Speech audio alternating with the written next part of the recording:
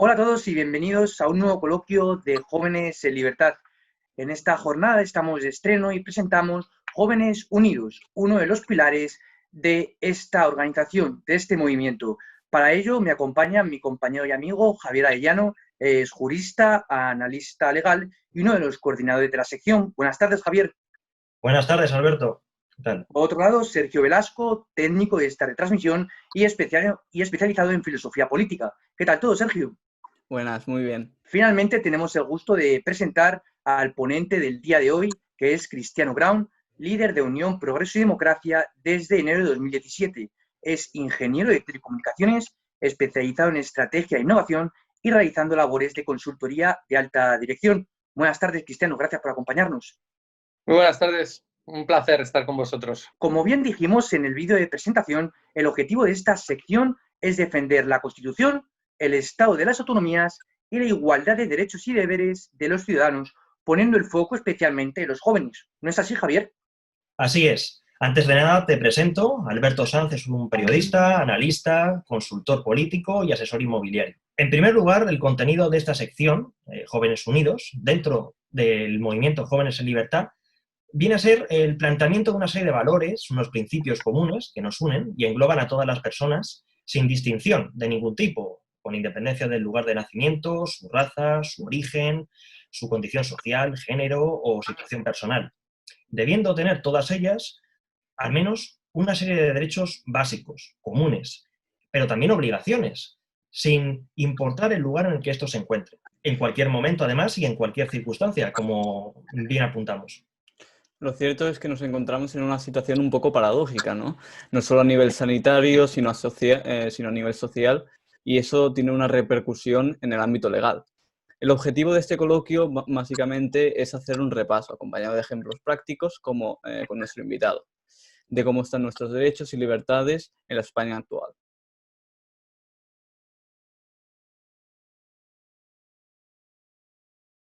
Para empezar la ronda de preguntas, Cristiano, querría decirte, o bien sabes, que tenemos derecho a residir, a elegir libremente nuestra residencia y sobre todo a circular por el territorio nacional. Ahora bien, durante todo este momento que estamos padeciendo, el estado de alarma ya ha pasado, pero frente a futuras medidas como posibles rebrotes con ocasión de este virus, ¿han sido o no han sido correctos los mecanismos que se han llevado a cabo? Y de ser así, ¿se podría haber llevado a cabo otra fórmula para poder efectuarlo? Bueno, la verdad es que, en primer lugar, daros la enhorabuena por la iniciativa, porque creo que libertad y unidad son cosas fundamentales en nuestro país, en la situación que estamos viviendo, y es muy importante que los jóvenes se impliquen. Y sí, aquí lo que toca es hacer los deberes. Lo que nos pilló fue una pandemia en una situación donde un gobierno no tenía preparado un plan para este virus que nos ha acechado, y tuvieron que tirar pues por el estado de alarma y confinarnos a todos con unas medidas muy duras y sin tirar de leyes orgánicas.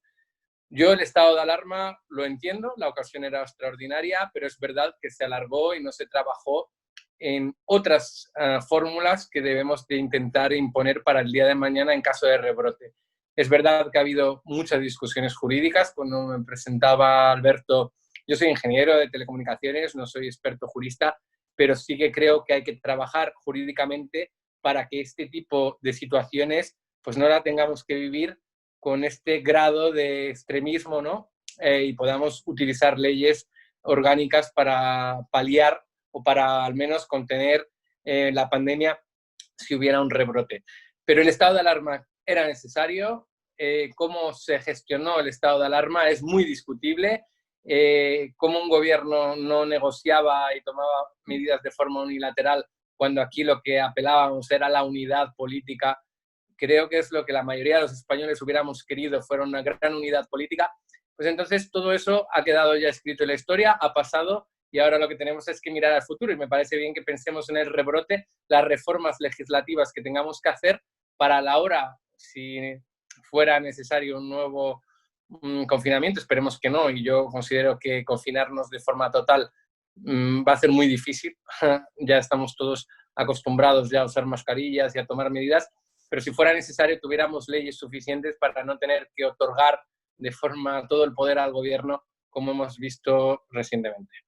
Y además es que esto también guarda relación con el derecho de reunión. En el artículo 21 se reconoce este derecho pacífica y sin armas. La pregunta es clara: ¿cuánto tiempo la ciudadanía puede estar sin manifestaciones? Si habrá una nueva manera de ejecutarlas. Y por poner un ejemplo, ha habido manifestaciones emprendidas por grupos afines, tanto gobiernos autonómicos, locales o al mismo gobierno central, que han contado con la permisibilidad de estos, mientras, bueno, pues otros han sido limitados en su derecho. Por tanto, hablando claro, ¿se está utilizando la ley a modo de doble rasero, Cristiano? Bueno, yo no sé si la ley, porque la ley en sí se está aplicando correctamente y yo confío en el Poder Judicial. Es verdad que tenemos que garantizar mucho más esa independencia del Poder Judicial, pero yo confío en la ley y en el Estado de Derecho. Sé que hay muchas personas en este país dispuestos a saltárselo, pero yo confío en la ley. Luego está la forma que lo tratan los medios de comunicación y es un debate bastante extenso que podríamos tener sobre cómo la comunicación se hace en nuestro país, cómo hay grandes grupos de comunicación y cómo se transmite a los ciudadanos las cosas que ocurren, ¿no? Es decir, yo creo que el derecho a manifestarse está ahí y sigue estando presente. Es más, apelo al ingenio de la sociedad, porque hace poco tuvimos la manifestación del orgullo LGTBI en Madrid, bueno, en Madrid digo en toda España, porque fue la versión online, pero era la fecha que estaba marcada para la manifestación de Madrid.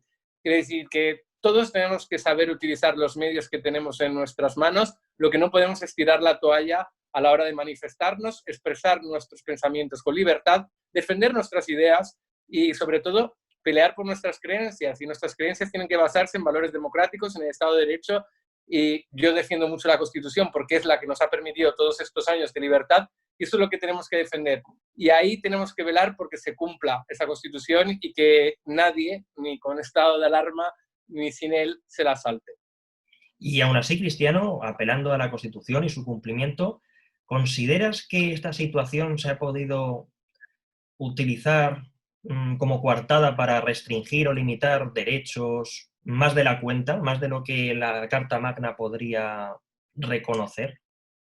A ver, es una situación extraordinaria, es una situación nueva y es verdad que es difícil juzgar. Yo lo que sé que hay cosas que se han hecho que pintan mal, vamos, que ningún ciudadano lo ve bien, como aprovechar el estado de alarma para hacer nombramientos y enchufar personas donde no tienen que estar, como el señor Iglesias en el CNI, o los propios contratos del Estado, vamos, exigimos transparencia y no entendemos por qué el portal de transparencia dejó de funcionar, o el propio Congreso de los Diputados tardó en ponerse a trabajar. Pues hay cosas que tenemos los ciudadanos que exigir y tenemos que ser muy exigentes con la calidad de la política que se hace en nuestro país y no podemos pasar este tipo de, digamos, dejadez que beneficie a las personas que quieren aprovecharse del poder que tienen en ese momento, ¿no?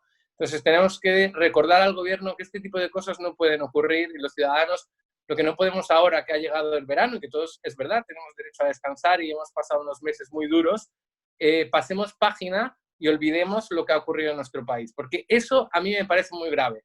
Que la gestión realizada, nadie esté hablando ahora de auditarla, todos queremos hablar de la reconstrucción. Yo soy el primero que quiere hablar de la reconstrucción y de cómo salvar nuestro país, cómo ser mejores el día de mañana y que nos afecte esta crisis económica, política y social lo menos posible. Pero auditar lo que se ha hecho mal, me parece que todos los que han perdido a alguien, todos los que hemos sufrido a lo largo de la pandemia, es lo mínimo que debemos exigir. Y aquí no se está hablando de esto y se está hablando más de los temas que interesa al gobierno de turno que hablemos y creo que no podemos olvidar de pedir responsabilidades. Así es. Otro capítulo es el de las libertades de expresión e información, recogido en el artículo 20 y además en el punto 2 se reconoce expresamente que el ejercicio de estos derechos no puede restringirse mediante ningún tipo de censura previa. Y la realidad es que desde el 12 de marzo hasta la queja formal de algunos periodistas, lo que se ha permitido es que no se ha podido preguntar y sobre todo repreguntar a personalidades como el presidente del gobierno. ¿Por qué? Porque han sido filtradas por el secretario de Estado de Comunicación, Miguel Ángel Oliver. Entonces, la pregunta es clara. Estamos hablando de una vulneración de derechos y puedo ir más allá. Los periodistas que firmaron ese escrito, o casualidad, en la siguiente rueda de prensa, pues se les prohibió, o por lo menos no se les dio esa oportunidad de preguntar, en detrimento de otros. Por lo tanto, ¿se está utilizando de nuevo el estado de alarma? Bueno, aquí lo que estamos viendo lo tenemos muy reciente, ¿no? Al vicepresidente del gobierno atacando a periodistas y defendiendo que se insulten a periodistas en los medios de comunicación.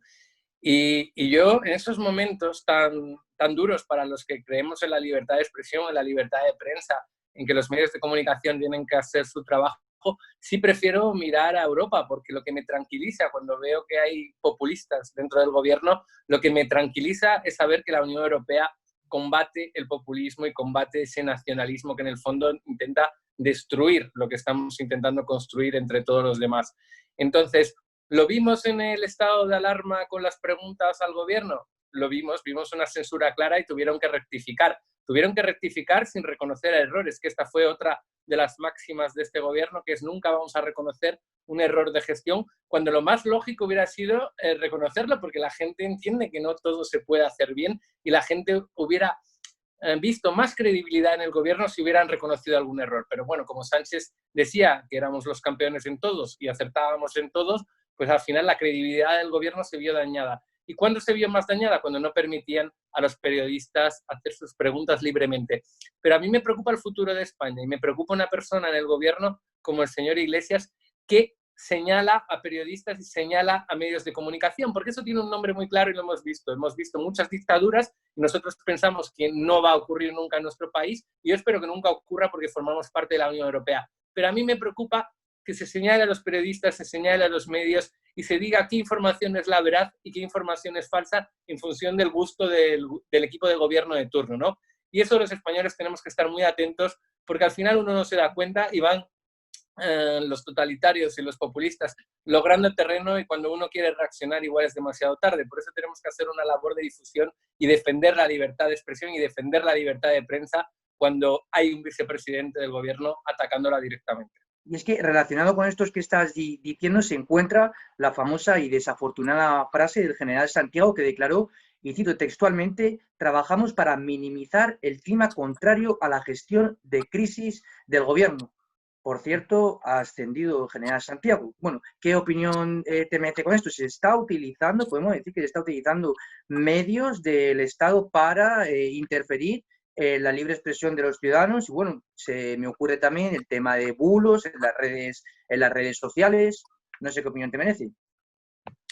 Bueno, la verdad es que estáis haciendo la entrevista un repaso muy bueno de todo lo que ha sido estos meses de la pandemia, porque hay que recordar a los españoles todos estos hechos y es verdad que, primero, yo soy un gran defensor de la labor de la Guardia Civil y de la Policía Nacional y me parecía, de hecho, la parte más interesante de las ruedas de prensa porque en vez de estar mucho tiempo dando agradecimientos a los sanitarios, que es verdad que hay que hacerlo, pero es que se repetían mucho los ministros, sin embargo, cuando hablaba la Guardia Civil y la Policía Nacional iban directamente a los temas quizás de mayor interés para los ciudadanos. Pero sí, es preocupante esa expresión y saltaron todas las alarmas. Saltaron las alarmas porque es normal que en nuestro Estado nos preocupemos porque el gobierno haya tomado ese tipo de medidas. Sería sumamente grave, pero hemos visto luego injerencias de Marlaska en investigaciones judiciales. Hemos visto cómo Sánchez ha atacado directamente a la Fiscalía General del Estado y estamos viendo cómo se desprestigian las instituciones. Y de verdad, es que es blanco en botella, porque todos los populistas intentan hacer lo mismo, desprestigiar las instituciones para colar su mensaje. Y ahora mismo estamos en una situación en España que lo fundamental es conservar las instituciones, conservar la Constitución y que el Estado de Derecho funcione. Por eso, esa frase que fue comentada en todos los medios de comunicación, fue importante que saltaran las alarmas, porque cuando nos pasamos del límite que tiene un gobierno, que tiene un poder ejecutivo, cuando quiere ingerir en el poder judicial, ahí los demócratas, los que defendemos el Estado de Derecho, los que defendemos lo que hemos construido, tenemos que alzar la voz y frenarlo. Entonces, sí que es importante recordar también ese hecho, pero alabar a la Guardia Civil porque no podemos para nada desconfiar de un cuerpo y de una institución como la Guardia Civil en su labor. Pues muy cierto, Cristiano. Ya sabes, el pluralismo molesta a algunos, es así.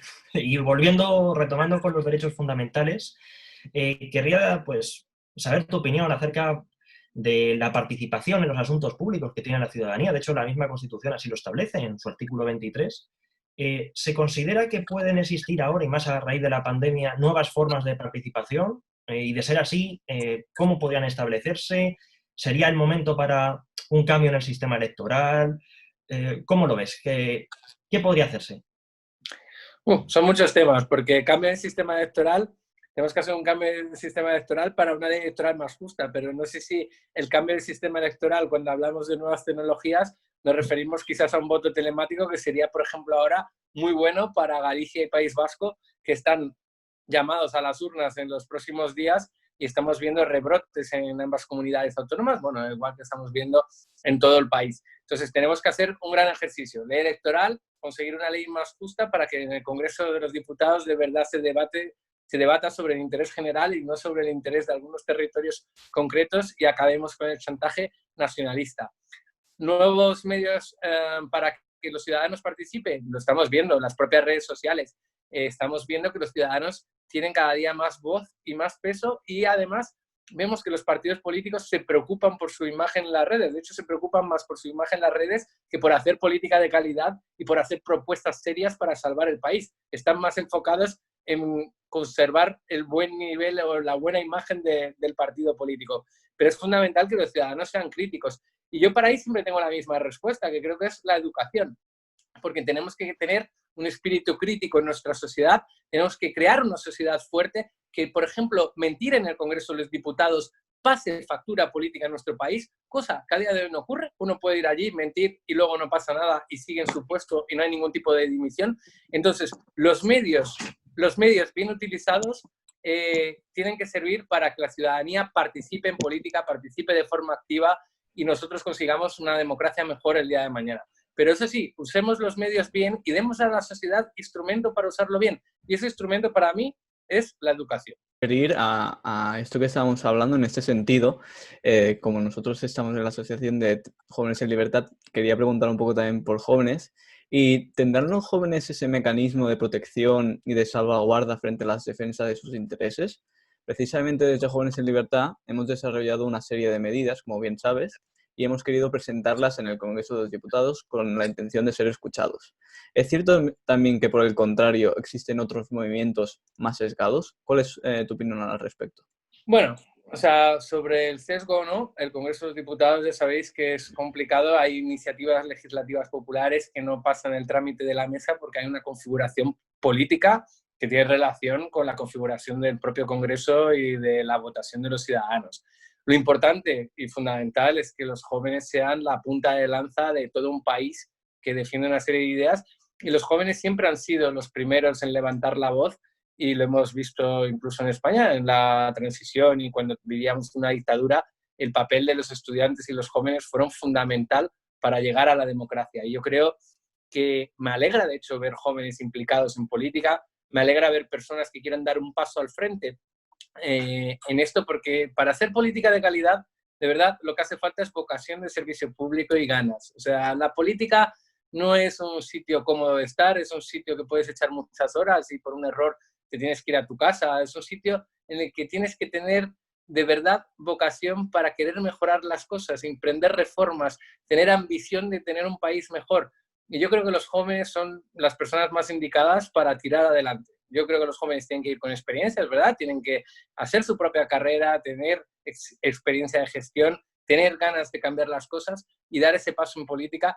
Y ahí tenéis todos los medios. A día de hoy tenéis muchos más medios para llegar a los ciudadanos que cuando yo empecé, y fíjate que no hace muchos años que yo empecé, pero ha cambiado mucho las cosas, por ejemplo, en política, en redes sociales, respecto a cuando yo me presenté por primera vez a unas elecciones en 2011, y estamos hablando de menos de 10 años. Entonces, creo que hay un papel importante y los jóvenes lo que tenéis que hacer es mucha pedagogía para que la gente entienda que no todo es lo que ellos puedan creer, sino que hay muchas cosas, hay muchas opciones políticas y hay muchas inquietudes que tienen que resolver y ser curiosos para entender por qué ocurren ciertas cosas. Yo ahí no quiero pensar en teorías de conspiraciones, pero creo que los jóvenes son los que tienen que alzar la voz para que se escuchen algunos mensajes que a veces cuestan ver en los grandes medios de comunicación. Sí, y además, hablando de jóvenes, pues podemos enlazar con otra parte fundamental de la Constitución, que es el tema de educación. En el artículo 27 se deja claro que todos tienen derecho a la educación, se reconoce la libertad de enseñanza. No vamos a profundizar en demasía en el tema de en el tema de la educación, porque ya hay otras secciones que se ocupan, pero sí me gustaría poner de relieve los incumplimientos sistemáticos de las sentencias lingüísticas por parte de algunas comunidades, los nacionalismos basados en la identidad lingüística, selectividades diferentes en el mes de julio, diferencias curriculares y todo nos lleva a la no existencia de una ley de educación consensuada. ¿Qué panorama nos puede esperar? Bueno, el que no exista una ley consensuada de educación demuestra la falta de altura de miras y la falta de compromiso de la clase política de nuestro país. Porque si un tema tan básico en el que tenemos que ponernos de acuerdo para garantizar el futuro del país, la prosperidad de España y que progresemos adecuadamente, es decir, término que se usaba para calificar hace unos años, que progresemos adecuadamente como país, si no se ponen de acuerdo en eso, la verdad es que no esperemos mucho más, porque es el futuro de nuestros niños, de nuestros jóvenes, y sin embargo, cada gobierno que ha llegado ha querido cambiar la ley de educación, lo cual no se entiende. Ni siquiera sabemos los resultados de las leyes educativas que se han aprobado, porque el siguiente gobierno la ha cambiado sin que hubiese un tiempo suficiente para poder medir si esa ley funcionaba o no funcionaba. Y a mí me parece la gran asignatura pendiente de nuestro país, y cuando apelamos a grandes acuerdos en esta pandemia, teníamos 1.000 muertos al día, casi 1.000 muertos al día, y no había acuerdos, y llevamos muchos años hablando de un pacto de Estado por la educación, y eso no aparece. A mí, que los nacionalistas quieran imprimir o adoctrinar desde los colegios, pues claro, se ha venido haciendo, y el gobierno central miraba para otro lado por un interés electoral, más bien un interés de votos para sacar los presupuestos generales del Estado. Pero eso lo hemos visto siempre, y ahí es cuando hablamos, vamos a cambiar la electoral, ¿para qué? Para que los nacionalistas dejen de chantajear y para que el gobierno de la nación, cuando quiera poner en marcha una ley educativa, que además la competencia, considero, debería ser del Estado central para garantizar la igualdad y una educación de calidad en toda España, para que el gobierno electoral no mire para otro lado si estamos hablando del País Vasco, si estamos hablando de Cataluña, si estamos hablando de Galicia, si estamos hablando de comunidades autónomas donde el nacionalismo va en auge. Entonces, esperemos que ya no vaya en auge, y yo creo que últimamente además va en declive.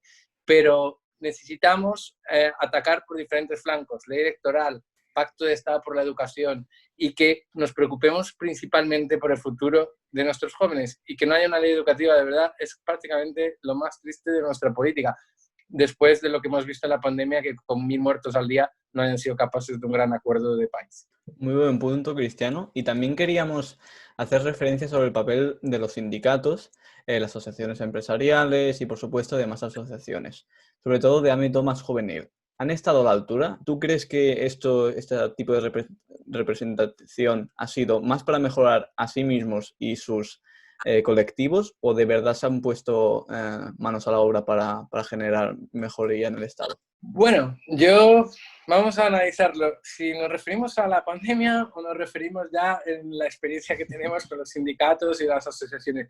Es decir, durante la pandemia, a mí me pareció que la labor de sindicatos y patronal fue casi más ejemplarizante que la del propio gobierno, porque llegaban a acuerdos sensatos. De hecho, tanto sindicatos como patronal se sorprendía que el gobierno hubiese pactado, el Partido Socialista, Podemos, hubiesen pactado con Bildu la derogación de la reforma laboral íntegramente sin ni siquiera consultarles. Y estuvieron muchísimo más sensatos sindicatos y patronal cuando estábamos viviendo un periodo difícil en esta pandemia que el propio gobierno de la nación. Que los sindicatos en el pasado no han cumplido o se han ligado a una opción política muy directamente y no han cumplido quizás esa labor que tenían que hacer de defensa de los trabajadores, pues mira, yo creo que han hecho una labor muy criticable y tienen un fin los sindicatos, y es otra parte que tenemos que regenerar en nuestro país para defender a los trabajadores. Yo sí creo en la defensa de la clase trabajadora, pero creo que los sindicatos han cometido errores muy gordos, al igual que el bipartidismo, y por ahora yo desde mis responsabilidades políticas siempre he intentado combatir los fallos que hay en la política y regenerar la política, pero el tema de regenerar la labor sindical o incluso ver exactamente cuál es la labor que hace la patronal, no me parece mal que lo pensemos y lo reflexionemos entre todos. Pero en concreto, en la pandemia creo que han estado más responsables que el propio gobierno del Estado. Tampoco podemos finalizar este coloquio sin mencionar el artículo 29, donde se recoge que todos los españoles tendrán el derecho de petición individual y colectiva por escrito en la forma y con los efectos que determine la ley. Y esto, hablando claro, pues se me ocurre, por ejemplo, como bien has mencionado antes, Cristiano, durante el estado de alarma se ha paralizado el portal de transparencia, y cito textualmente, con la suspensión de los términos e interrupciones de los plazos de los procesos administrativos. Y añado algo más, Alberto, quiere decir de aquellos procedimientos en materia de empleo, en materia de prestaciones, en materia laboral, que se han visto irremediablemente suspendidos e incluso ya después de finalizado el estado de alarma continúan con grandes deficiencias. ¿Es esto normal, Cristiano, en un estado de derecho y con ciertas, por lo menos, fundamentaciones lógicas? A ver, normal es tener, cualquiera que tenga capacidad, un puesto de gestión y de poder, tiene que tener capacidad de improvisar. La improvisación en sí es buena en un principio. Lo que tú no puedes es vivir en la improvisación constante. Es decir, no puedes improvisar, volver a improvisar y seguir improvisando meses y meses en una situación de pandemia. Entonces, aquí lo que hemos visto es una falta de claridad y una falta de un plan concreto desde el principio. Veíamos un plan un día para el automóvil, otro día un plan para el turismo. No teníamos muy claro cuándo los ERTE se iban a acabar y las propias ayudas a los autónomos y a las pymes. Los autónomos y a las pymes se dirigían, todos los que nos dedicamos a la política y tenemos amigos que son autónomos y pymes, nos preguntaban porque había una falta de claridad tremenda. Los decretos se publicaban a altas horas de la noche con afectación al día siguiente. Es decir, ese tipo de situación de verdad no podemos repetir en nuestro país. Esa falta de camino claro denota la incapacidad, la ineptitud del equipo de gobierno que nos gestiona. Son muy buenos para conseguir un titular, son muy buenos para desviar la atención, pero son muy malos a la hora de gestionar. Entonces, todos los que también trabajamos en la empresa privada vemos esa ineptitud a la hora de gestionar y pedimos un poquito de experiencia. Yo entiendo que el ciudadano es libre de votar a quien quiera y cualquiera podemos presentarnos a un puesto público y poder ser elegido por los ciudadanos. Pero yo pido a la gente que a la hora de votar veamos la experiencia de gestión que tienen algunos, el currículum, el trabajo que realizan, porque esas personas nos tienen que salvar de situaciones como esta, donde hemos visto incertidumbre, falta de datos, poca transparencia, improvisación extrema, ya no un poquito de improvisación, sino al máximo. Y a la hora de elegir a nuestros representantes públicos, este tipo de reflexión la debemos recordar, debemos recordarlo a los ciudadanos. Estamos eligiendo a las personas que nos pueden tener que gestionar en caso de una pandemia, algo que nunca pensábamos que iba a llegar, pero ha llegado. Entonces, a la hora de votar, señores, pensemos en la importancia de nuestro voto, porque al final, indocumentados, ineptos y oportunistas, en cierto modo, pueden acabar llegando al poder. Exacto, perfectamente. Pensar con la cabeza y votar, aunque sea con el corazón, pero con cierta lógica, ¿no? Imagino.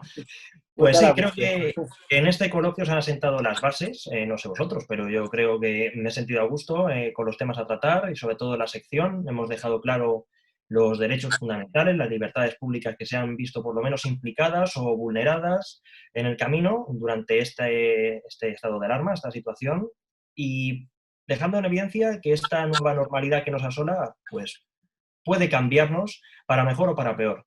¿No crees, Alberto? Así es, ha sido un placer. Creo que para esta toma de contacto de Jóvenes Unidos, dentro de Jóvenes en Libertad, pues creo que hemos hecho un amplio repaso y por tanto, bueno, pues ha sido un placer. Gracias, Javier, por acompañar y por coordinar conmigo esta sección. Un placer. Gracias, Sergio, por la edición y los comentarios. Muchas gracias a ti. Y muchísimas gracias, Cristiano, por acompañarnos en este primer webinar de esta sección y estoy convencido de que nos veremos muy pronto. Muchísimas gracias a vosotros y gracias por esa labor de pedagogía, de difusión, de hacer este repaso de lo que ha sido estos meses y os deseo mucha suerte a Jóvenes Unidos, Jóvenes y Libertad porque hace falta gente comprometida con la política y se os ve comprometidos y eso me ilusiona a mí a seguir adelante haciendo política y luchando también por la libertad, por la democracia y por las convicciones que tenemos. Y a todos vosotros, pues muchas gracias por participar, por estar presentes. Les recomendamos y les animamos a que visiten nuestra página web, Jóvenes en Libertad, y se suscriban a este canal. Ha sido un placer. Muchas gracias a todos.